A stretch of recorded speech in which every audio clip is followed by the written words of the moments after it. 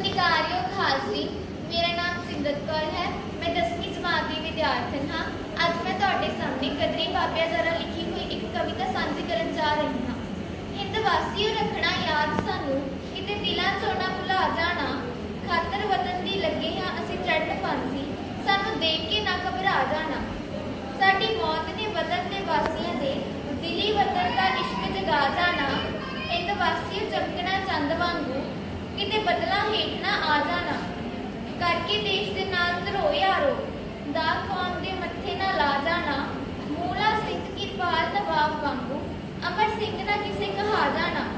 जेला होण कालज वतन सेवकां दे, दाखल होके डिग्रियां पा जाना। हुंदे फेल बहुते अते पास थोड़े, वतन वासियों दिल ना ढा जाना। प्यारे वीर नो चले हाँ असीं जिथे, उसे रस्ते तुसीं भी आ जाना। हिंद वासियों रखना याद सानू, किते दिलां चों ना भुला जाना।